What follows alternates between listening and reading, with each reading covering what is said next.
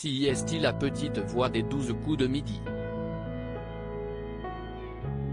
Z, voix off de l'émission de TF1 fait partie du programme de Jean-Luc Reichmann depuis le 1er janvier 2011. Auparavant, l'animateur était accompagné d'un personnage de fée, baptisé Eulalie.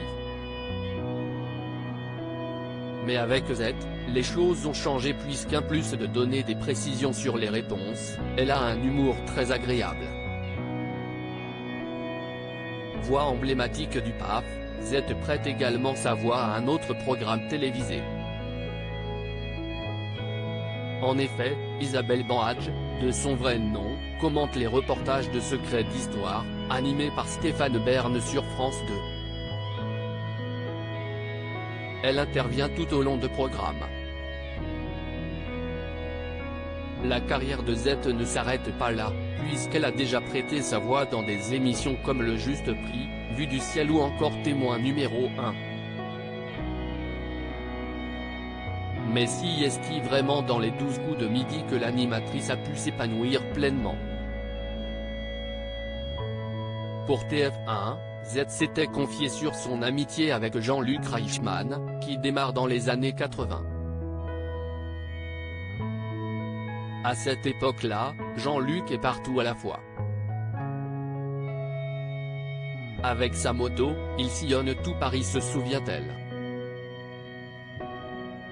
Il ne cesse de pas retrouver au Guignol de l'info pour rien. Il a 1000 voix à son actif, si est un caméléon. La belle voix, la musicalité, le comédien. Il avait tout l'attirail pour que ça fonctionne. Il cesse de donner les moyens. Si est quelqu'un qui ne lâche pas l'affaire. Quand on parle du mental des champions, je pense qu'il a ça Jean-Luc. Z, un personnage mystérieux. Les téléspectateurs verront-ils un jour le visage de Z dans les 12 coups de midi? Ça fait partie du mystère du jeu et du pacte qu'on a, elle et moi. Ne pas voir son visage fait partie de l'imaginaire autour de son personnage. Confiait-elle.